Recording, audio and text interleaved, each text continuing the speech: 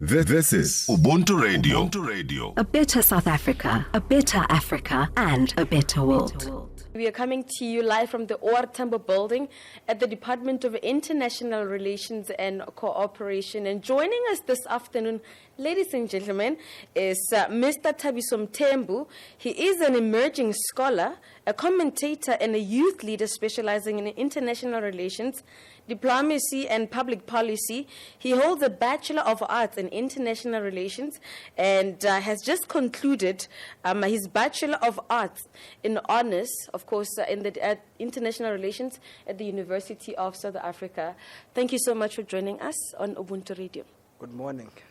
Thank you for having me today. It's a great privilege and an honor for me to find myself sitting here because, as you have alluded previously, it was that where I'm sitting, it's where ambassadors sit, it's where DDGs sit. So I feel inspired and I feel like I'm probably in the right space at this moment, especially as a young person.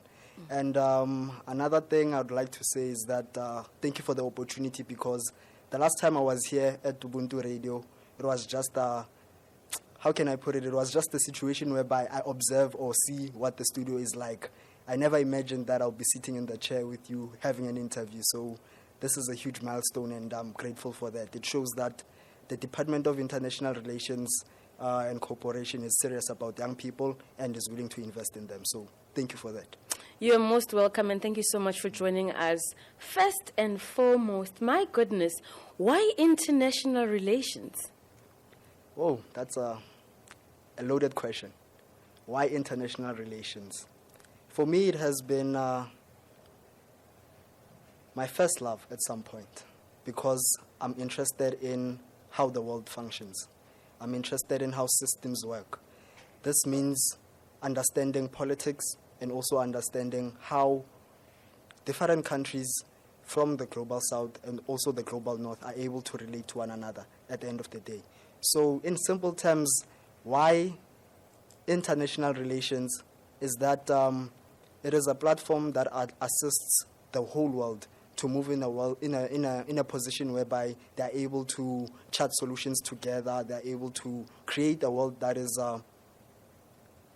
perfect, or not even perfect, but it's a world that we can say we are all happy to be in it. We are all happy to work together in making a better world as different countries.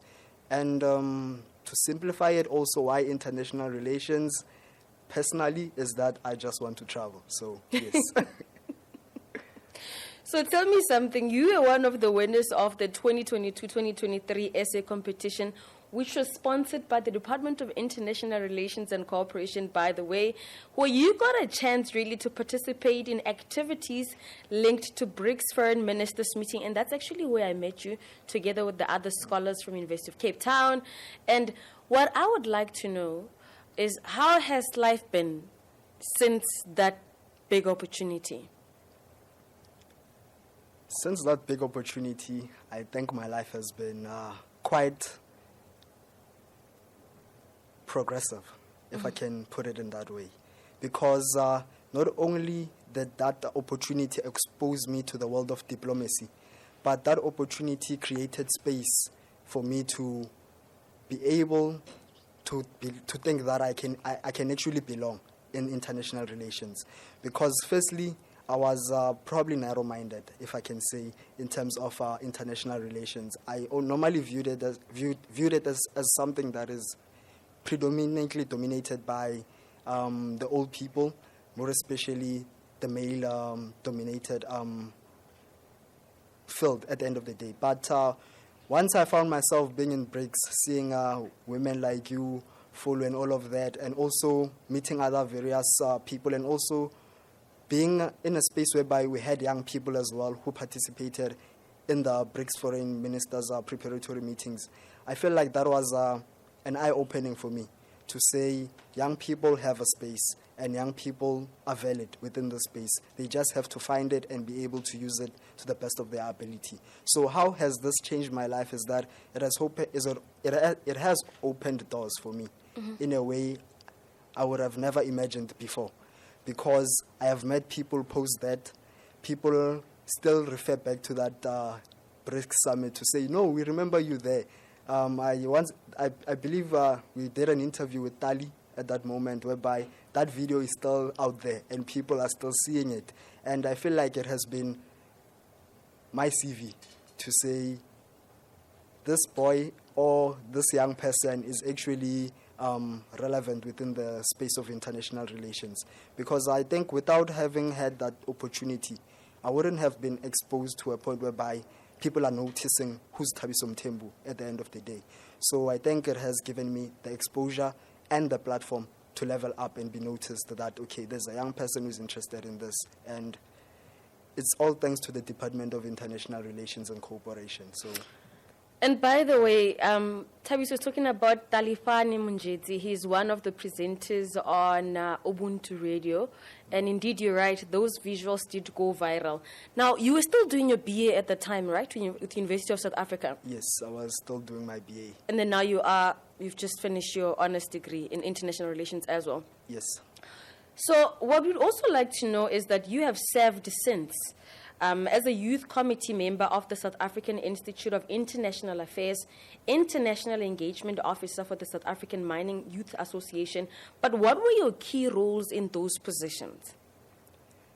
The key roles in terms of the SAIA, which is the South African Institute for International Affairs, it has been a platform whereby I contributed on issues such as policy formulations, more especially related to young people, issues such as climate change, as well as peace and building issues that involve the institution of SAIA. So that one has been quite a big role for me, because it has exposed me to policy making, on how policy is made at the end of the day, on how to draft policy statements or policy briefs and so on. So my role has been keenly on those aspects, developing policy, more especially in the aspect of young people or through the lens of young people. And then you look at the South African Mining Youth Association, which is SAMIA, is one of the most progressive mining youth associations within South Africa, where at some point I would like to say that it's an institution that is going to grow to a point whereby even the founders, I think, wouldn't have imagined it would reach this point. So what I do at SAMIA is that I'm an international engagement officer. This is an exciting role for me, because it's where I engage high commissions and I engage embassies.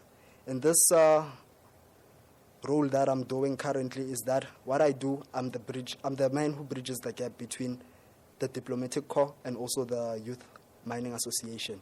What we do normally there is to find opportunities for young people within the mining sector, whereby we do not only just find interest in young people being employees within mining companies, but we are creating space for them to be able to be key players and role players within the mining sector, to a point whereby they are sitting in the right positions or in the table whereby decisions are made. But it does not only end in South Africa. Hence, I'm saying my role involves high commissions and embassies. What I do is that we seek to have a footprint within the African continent at this moment, whereby we engage various ambassadors and high commissioners from the African continent, whereby we seek to find opportunities for young people within countries such as the DRC, Zambia, also as countries such as Botswana, whereby young people can be able, from South Africa, and not only from South Africa, but from those countries as well, to be able to integrate, cooperate, and be able to be key role players within the mining sector. Because the mining sector is a big industry. You know, we cannot do away with it at this moment. We cannot just ignore that industry. And if we as young people do not participate in it in a role that is meaningful, then I think we'll be wasting our time. So SAMIA, that is what we're trying to do, bridge that gap, ensure that young people are involved. And that is basically what I do. That's my role within SAMIA. And currently for me, it has been quite an exciting role, because it has exposed me also to bilateral engagements with ambassadors, whereby I can sit down with them, we can engage, we can talk. Because previously it was going to be a situation whereby I'm nervous. in order to engage the ambassador, because an ambassador, there's protocols and all of that. But now Samia has given me clout, if I can say that, to be able to sit at the table and be able to converse and have engagements that can bridge the gap for young people and ensure that young people are able to have access to opportunities whereby they wouldn't necessarily have at the end of the day. So, yeah. You're really blessed because you literally have the theory and you are doing things in practice as well. So I believe it's a blessing because at the end of the day, you need a balance of the two. But also what I want to understand is, do you only engage with the high commissioners or embassies on the African continent, or are you also able to engage high commissioners across, the globe? So far, I have been able to engage with the high commissioners and ambassadors from across the globe. But currently, we have been given a focus to say, let's prioritize Africa first. Okay. So that has been the main engagements that were taking place. But as time goes, definitely we do aspire and we are interested in working with various embassies and high commissions from other countries. Also, particularly the BRICS bloc. We are interested in that as well. Okay, so let's talk about some of the issues you've covered, particularly looking at international diplomacy, peace building to governance. Which one stood out for you? Peace building and governance, they stood out for me because without peace, there's no development. And in any country, you must notice that, because peace is what creates space for people to be able to start thinking about progressive ideas on how to develop. For example, currently, not even just Africa, but across the globe, where there is conflict, it's just destruction. And where there is destruction, there can never be any way whereby people come together to say, let's work together to find a solution to better the livelihoods of our people in terms of economics or social life at the end of the day. So peace and security and governance for me are quite critical and important roles, because peace and security as well as governance is what makes sure that at the end of the day, not just governments, but the people as a whole are able to chart new solutions in a relaxed way so that they are able to, how can I put it in simple terms, they're able to look at progress or development in a new perspective or idea, to say, this is the things we're supposed to do to help people, not just young people basically, but to help people to grow. Because as I've said before, is that if there's peace, if there's conflict, it's just chaos at the end of the day. And allow me to mention the issue of China, for example. China has good governance. China is able to be where it is today because of good governance.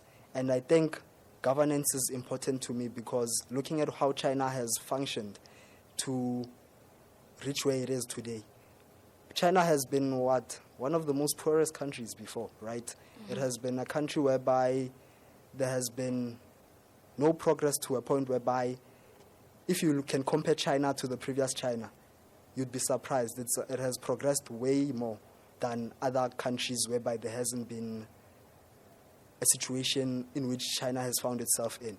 So China has been a country whereby they've managed to have governance systems whereby they are able to chart plans that are able to make sure that they progress easily. They actually have the second biggest economy in the world, right now. Definitely, yeah. They have the second biggest economy, but some will also argue that it's probably going to be the first, if it's not even the first currently. So that's how fast they are growing. And that's one thing we as African countries, or probably the globe, should emulate, or not even emulate, but look at how governance plays a huge role in such aspects, because China has grown politically and economically, and that can be related to governance. So also us as, for example, South Africa, if we can look at governance in a way that is, how can I put it? we can look at governance in a way that seeks to eradicate corruption, yes. And I want to say that in a way that can eradicate corruption, I think we will be able to be far than what we are at this moment, because governance is important, because governance creates space for policies that are progressive to a point whereby poverty can be easily addressed. So that's how governance is actually quite a huge role for me, because indeed governance is a tool that allows for empowerment to take place at the end of the day for any nation. Do you believe that those are the tools perhaps to advance Africa? Definitely. Good governance, not just any governance. Good governance is the tool to actually ensure that the entire continent progresses in a way that it needs to progress. Because we have the resources, we have the tools, we have everything that we need. But what we lack is good leadership that can exercise what we need at the end of the day to better the continent. So good governance. I want to emphasize that part, good governance, because everything is governance. So good governance is critical and important to ensure that Africa grows. So you recently released a book titled Xi Jinping and China-South Africa Relations, the Gen Z Youth Perspective, which you co-authored with Michael Mayalo. Unfortunately, he's not here currently. He is in China. He would have loved to be here with you. Please tell us about the book. How did it come about? Oh, by the way, this is the book. Let me show you the book. This is the book that Mr. Thabiso Mthembu co-authored. Tell us about the book. Oh, the book is something that was just a pipe dream for me. It's something I wouldn't have imagined that I would write a book. As you have mentioned, I've been fortunate to be part of a competition that DECO sponsors to be able to get exposure to diplomacy, and it was through writing. So through that, I've been able to just write articles, publish articles on politics and diplomacy, and not only that, but also on social issues that affect South Africa, the continent, and the world at the end of the day. So the book was something far-fetched from me. It's like a dream coming true, kinda, at this moment, a dream that exceeds other dreams that I've had. So how did it come about? It was simple. I knocked on the right door, and that door actually opened at the end of the day, because I met Michael Mayalo. Michael Mayalo is the General Secretary of the China-South Africa Youth Federation, whereby this federation seeks to bridge a gap between the youth of China and the youth of South Africa, whereby we are able to connect both youths into collaborating into innovative solutions such as industries, such as technology, mining, manufacturing, and so on. So this federation is one of the most progressive within the relations between the two countries. So how the book came about is that I met him once in an event under the China embassy, yes. Now that I remember, it was under the China embassy, whereby he published his first book, which is China Through My Eyes. Okay. So in that book, he wrote his experiences about China. So I met him there. He was signing books at the embassy of China, so giving the books.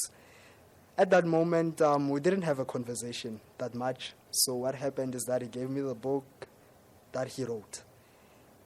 I read it. I was excited about it and highly inspired to say, no, man, this is a young person. He just put his ideas onto a paper, and it turned out to be a great book.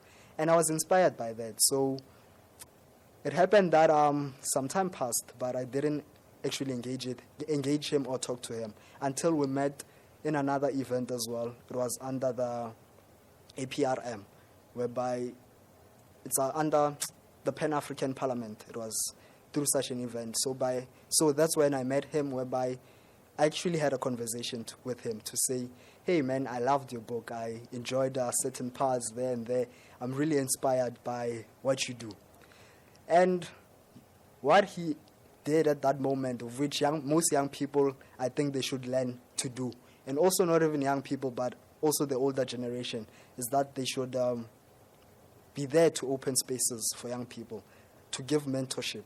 Mentorship in a way whereby we do not just sit and talk, but mentorship to have access to change your life. I think that's what Michael did for me. That's how he became a great mentor for me. And in that moment, he gave me his business card, right? So I texted him, and he said I must attend another book launch, which was a book on the Global South and China politics, which was done by Professor Den Monyai. He's also the forward professor who wrote a forward for our book. In that scenario, I got inspired big time to say, I want to write more. I want to do something that is more than just articles. So I kept in contact with Michael Mayalo. We kept talking and talking. Then he decided one day to call me to say, let's have lunch. So in that situation, that's when he said to me, hey, I'm interested in writing a book. This book is under the Chinese governance or Chinese politics and economic progress. But I want this book to focus on President Xi Jinping's policies, and also looking at it at the lens of young people, us as young people, to say, what do we think of this relationship between China and South Africa? So I was interested in that, and I was excited about that. And that's when I also got my role to play as the China-South Africa Youth Federation researcher from that moment. So what happened was that he said he wanted us to write a book to discuss how young people play a role, not just a role in being beneficiaries of Xi Jinping's policies, but beneficiaries and also participants who play a huge role in moving the relationship between China and South Africa to higher levels and to new levels whereby both countries are able to develop in a mutual beneficial manner at the end of the day. So that's what happened practically for me to actually find myself now writing the book at the end of the day with Michael Mayalo. And one thing that stood out for me was that when I asked them, why me? Why give me this opportunity? Because if not you, then who? And the answer was interesting. He said to me, you offered value. So that's why I want to work with you in this huge project, so that we can actually put something whereby future generations can read and be inspired to take more action, and not only just the relationship between China and South Africa, but they will be able to see other avenues within the space of diplomacy. So that's how it has been, and I think I'm grateful for him to engage with me in such an opportunity, because even writing the book, it hasn't been an easy road, you know. We had to do a lot of researches. We had to engage publishers. We would write, and then it would have to come back, and we fix a few things. But for me, it has been a great journey whereby not only did I learn how to refine my writing, but I've also learned to understand China in a way that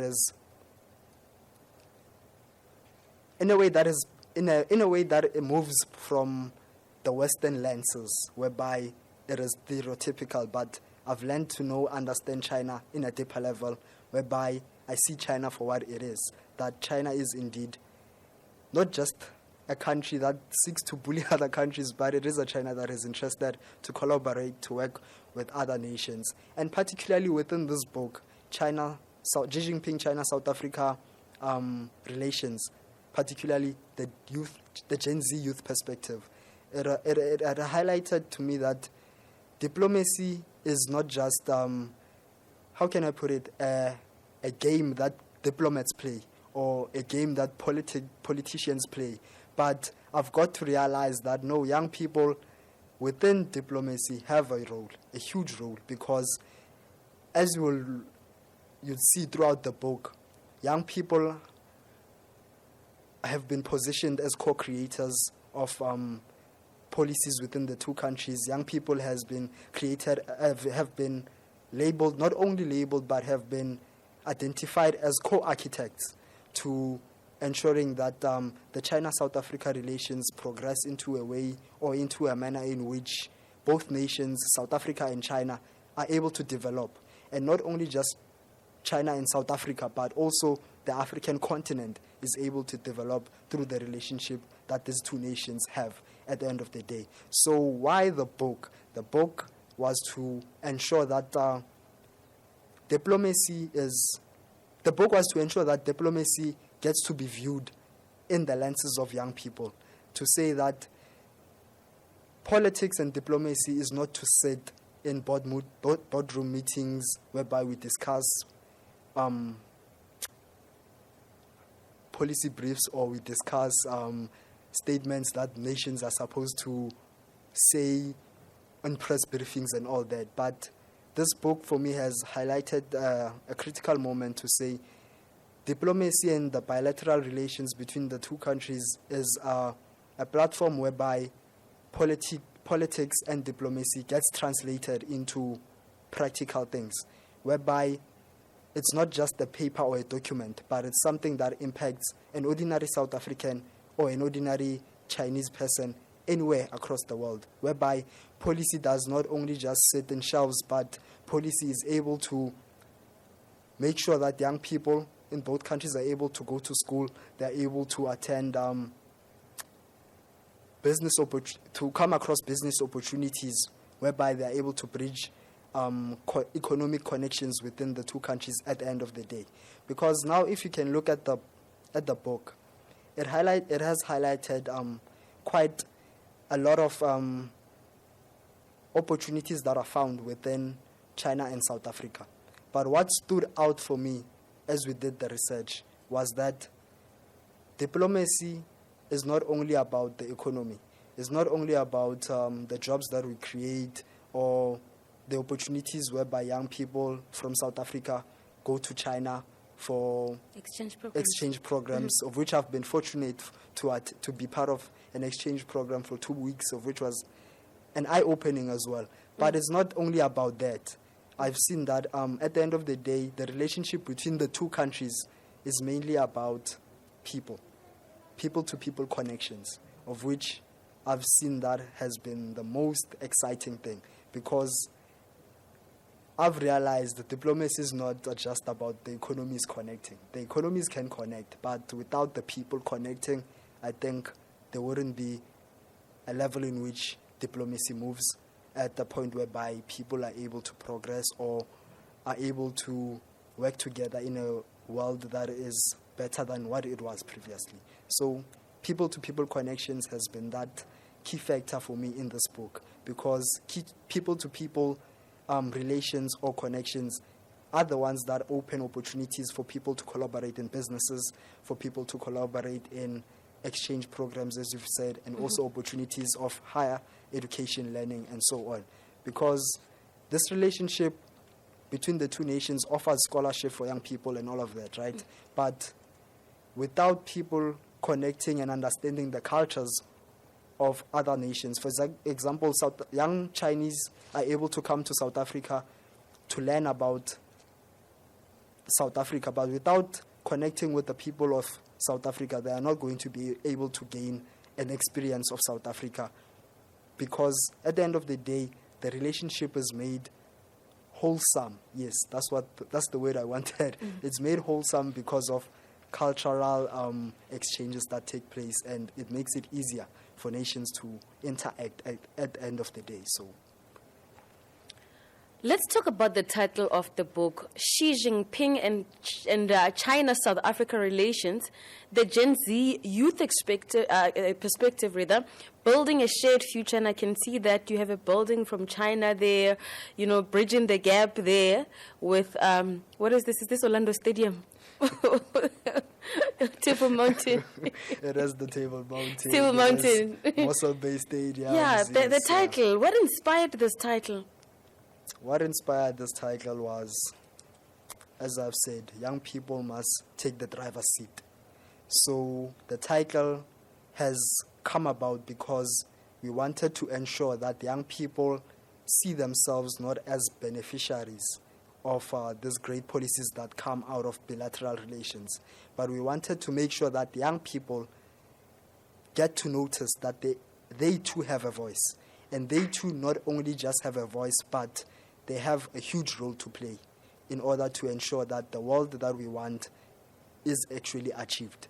Because you find that in most cases, as young people, we have become too comfortable with taking the back seat and finding it easy to complain on social media about problems and all of that. But in this book, we wanted to change the narrative, change the situation whereby we find ourselves in, to say, no, young people, you have a perspective, you have a role to play, and definitely your voice is valid and needs to be heard at the end of the day, because you deserve to be at the top of the table, you know. But normally you find that young people say the table is already full and we cannot find expression within those tables. But this book has been a huge testament to us to say, if there's no space at the table, there's no chair for us, we bring our own chair, we sit there. But if the environment still does not also allow us to be there in a way that is comfortable for us or welcoming and warm, I think this book also highlights a point whereby it says we don't also need their table. We can create our own table, bring our own chairs, and chart solutions and ideas whereby we can be heard. Because as young people, for us to wait for previous generations to assist us in various things, it's practically unfair because they don't really understand our struggles and all of that. But as young people, if we can come together, work together, create our own tables, create our own opportunities, that's where we can see progress. And that's how the title came about, to say, young people, here you are. This is your table, this is your chair. You are in charge now. You mentioned that the book was sponsored by the Embassy of China in South Africa. What were the sentiments of China's ambassador to South Africa upon the launch of this book? Well, first of all, the opportunity for the Chinese embassy to be able to assist us in getting this book published and even assisting us with launching it, it has been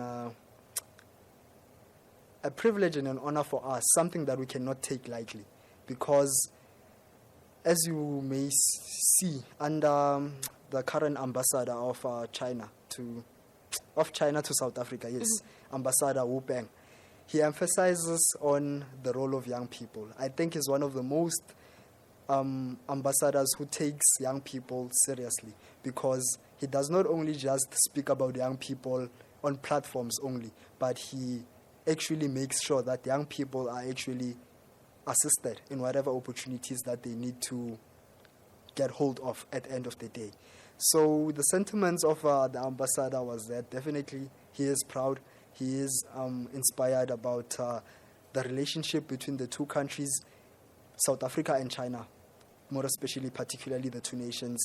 And the sentiments from him was that through the book also is that he gets to notice that the relationship between the two countries has a future. It does not only going to end with him or the generation of his time, but the relationship between the two nations have a future, because there are young people like us who are there, like Michael and me. We are there to ensure that the relationship gets to be redefined in a way in which it does not only serve the South African general population, but it also serves the youth, particularly at the end of the day. Those who will be in charge of the country and the relationship between the two countries going forward from this point. You said something about China's ambassador to South Africa, that upon, launching this book, obviously you shared the sentiments and so forth, but here's one thing that I've actually picked up from that, and this is something that is, we all know about it, that it's one thing to encourage, but it's also another to sort of like create opportunities. We have in the past heard of how, say in some countries when you go on TikTok, it's dancing challenges, It's just challenges, one challenge after other. And then when you look at the TikTok in China, Progressive. what the kids are learning there, Technology, what they're all of able to that. do, there are no dancing challenges. There's just no animation, nothing that is not about not building the future for tomorrow for the young ones. So I guess that's a typical example, right? Perfectly, because I think, as you have said, our TikTok compared to their TikTok is different at the end of the day. So one thing I think contributes to that for the Chinese society is that they have conscientized their society to a way. For example, their education system is able to conscientize their society to think of ideas that are progressive. That's why it's easier for a Chinese young child to learn technology easy, to be able to do things a young South African would find difficult. It's because of they've invested highly on their young people's consciousness and also the education system. And I think that's one thing maybe the South African society or government should also take notice. But it's not just South Africa. A lot of countries across the globe, when you go on that particular platform, it's dance challenges, it's jokes, comedy, you name it. It's just mainly China that we know that. It's actually quite different from the normal one that we see. You go to the US, you go to Australia, you go to Lesotho. Hey, you go to Argentina, it's the same thing. It's just a whole lot of challenges. But then there, it's like it was tailor-made for the young ones. But then I guess we can always learn, all of us, and take a leaf.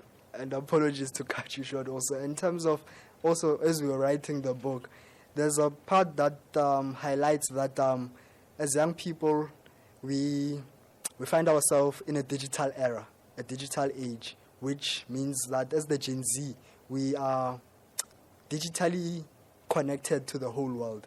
So I feel like that's another thing to say. China has done practically amazing is that it has sought to use their digital platforms or digital systems to be able to not only just use it for entertainment, but to use it for opportunities or a platform whereby they are able to show innovation to the whole world of technology and so on. So I think social media and the digital world is a critical industry that is here to stay and will be a critical tool for us to also connect the whole world or various countries to connect them to each other. It's going to be because of what? The digital age that we find ourselves in. So for China to use that space to create a platform whereby they showcase what can be done with social media in a good way, I think it's progressive. It's one of the most humbling experiences one can actually learn and take from. So yes, I think the whole world has to emulate, but not only emulate, but look at that aspect and say, how can we do it in a way that is in our context and assists building our nations without just dancing. It's good to dance, it's good to have fun, it's good to have enjoyment, but at the end of the day, we need to progress. You said over 300 copies were made. Yes. For this book, they were published, right? So for an ordinary citizen, if I want to get hold of the book, how do I go about doing that? Well, to get hold of the book, the information will be shared shortly, because currently when we did the over 300 batches, it was to be done because we wanted to do the launch and give people the books so that they can read and understand that, okay, there is a book that has been launched, which seeks to zoom into the relationship between the two countries, more especially with the focus on young people. So far it has been done in order to be circulated for educational purposes.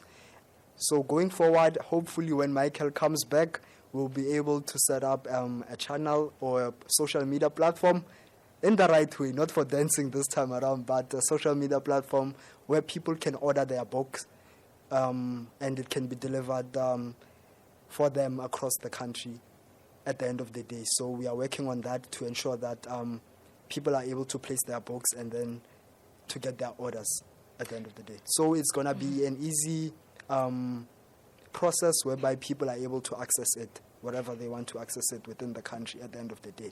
Because as young people who understand the digital world, we want to maximize on that. And as we maximize on that, it will mean that the book will be easily accessed through following us and finding our content in the Xi Jinping, China, South Africa hashtags. So, but where? Was it a website? Is it a social media platforms? Well, so far we have social media platforms that are up and running, and also we are going to plan to do a social media, not a social media, but a website, whereby it makes it even easier to click and buy the book. But I'm also assuming that the embassy will also share. Definitely, right? The embassy is there to assist, Yeah. and we are grateful for that. So they'll definitely be there to also give information to say the book can be found where and where. You had the privilege of attending the BRICS foreign ministers meeting a few years ago, which was a success, by the way, the summit actually as well. And then last year we hosted the G20, successfully so. This year South Africa is hosting the South African Development Community Summit. So that is SADC in August in Durban. What are your sentiments?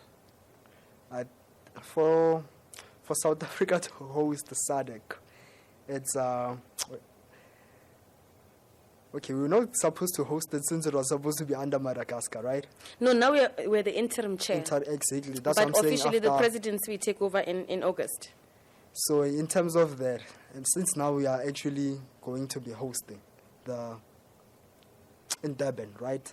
For me, it seems like it's an opportunity that has been on the cards for so long. SADC is an important region for Africa, and I'm saying this because SADC has the resources. SADC is one of the most region that connects the whole world to the entire continent, and at the end of the day, SADC is that gateway. So for this particular meeting to actually take place, I think it is important because it seeks to ensure that SADC integrates in a way that is actually needed for the SADC region to actually progress the way it needs to grow. Because if SADC does not integrate or collaborate the way it's supposed to collaborate in terms of infrastructure, developments, also in terms of dealing with problems in a coordinated manner, we are not going to grow anywhere. So this meeting, I feel like it has been important for it to take place because it will create the necessary needed conversation to say how can the entire region work together to ensure that the whole continent ends up becoming where it needs to grow. Because currently there's no African country, or even within the SADC region, there's no country that can grow in isolation. South Africa also cannot carry on taking the weight of the entire continent. It needs to work with other players, other nations, and by doing that, definitely we are going to progress. Because if you can look at the continent currently, we are said to be the most youngest continent in the world. And that shows a lot of potential and a lot of opportunities for not only young people, but the whole continent, whatever generation you are from. It shows a huge potential for opportunities in every sector, in every aspect. So for SADC to come here and to be temporarily chaired by South Africa, I feel like it's a huge opportunity that South Africa should not sleep on it.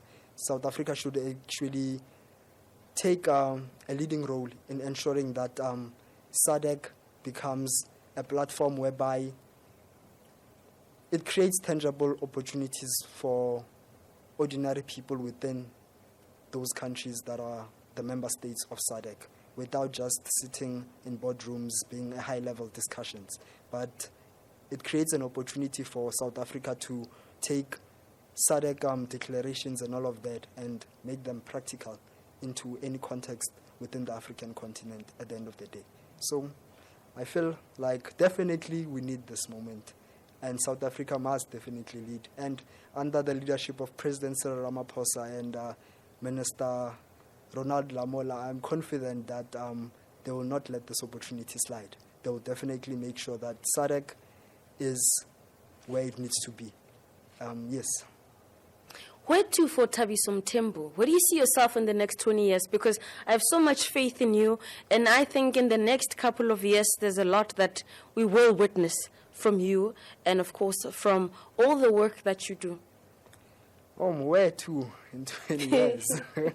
It's, I sometimes, one how can I, the supernatural talent I wish I had was to predict the future, to say it. But I guess what I can hope for is something I can tell you right now, right? What I hope for is finding myself playing a critical role in creating a better South Africa, a better Africa, and a better continent. Whether I'm a diplomat, whether I'm a minister, whether I am a think tanker, or whether I'm a government official, hopefully maybe I can be the president, but I think in that whatever role I can play, God willingly, I think I would be happy if I'm contributing towards a better South Africa, a better Africa, and a better continent. I think 20 years' time, that's where I'll be contributing in making sure that the world becomes a better place than what it was before. Because what I'm looking for and what I've learned from China is that China focuses on the next generation. So my dream is to make sure that the next generation inherits a world whereby they are proud to live in and they are happy to live in at the end of the day. If I can contribute in that and people can start quoting me and Mayalo in theses and all of that, I think I'll be very much satisfied and happy. Now, as we conclude Youth Month, what do you think can be done to encourage the youth of South Africa to participate in international relations, particularly young people, academics, young people who perhaps are in the dark and they don't know much about international relations, and perhaps let's not just look at South Africa, but what can be done to encourage youth participation in international relations as well as in diplomacy? Well, so far, governments, or especially, let me say South African government, it has tried to expose young people to the field. But I think more can be done. What do I mean by that? I mean opportunities such as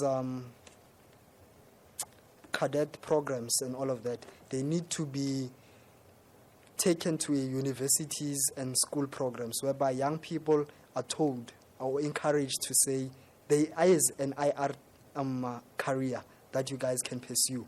I feel like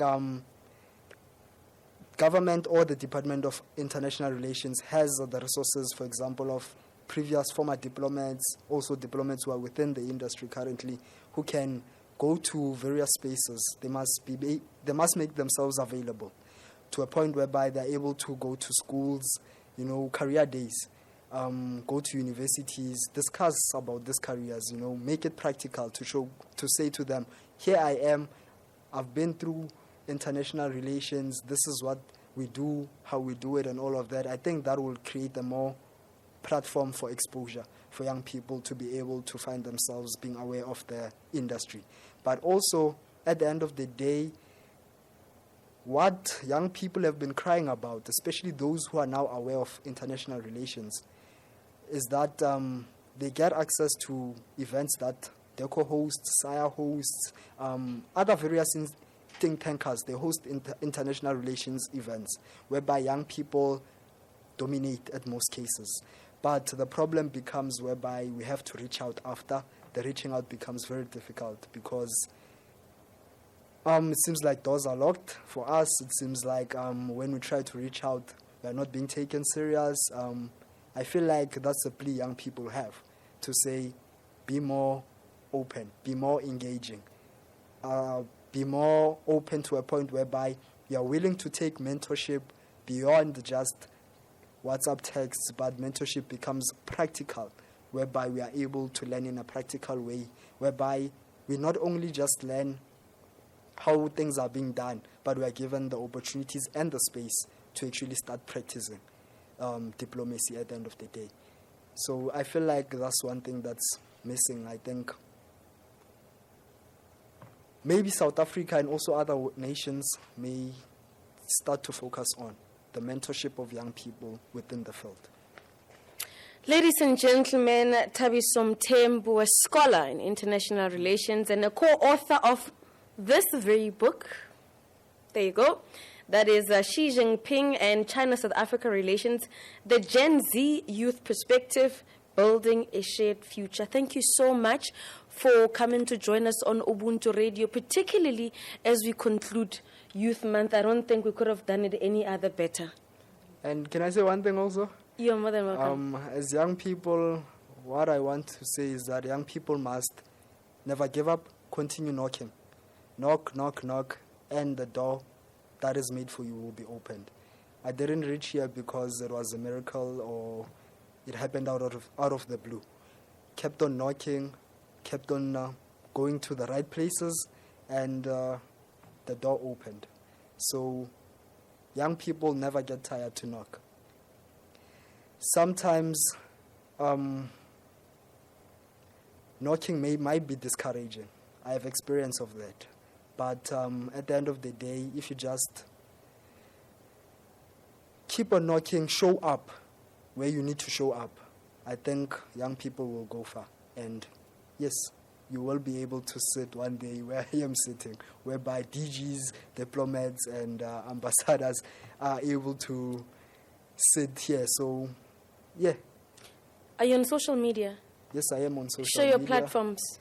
On Instagram, I am Thabiso._Mthembu, and on LinkedIn, I am Thabiso Mthembu. I think those are the social medias I'm actively participating on. Thank you very much for the opportunity for having me here, and I hope I'm not just a guest today, but I'll be a guest frequently coming for the years and the days that are ahead. So thank you for the opportunity, and most particularly, thank you for seeing the need for us to even have such an interview, because to come across such opportunities, it's very rare and it's very difficult, and we are also grateful for people like you to see potential and put potential to the map. So thank you for that. Keep doing the great work. You're most welcome. This is Ubuntu Radio. A product of the Department of International Relations and Cooperation, South Africa.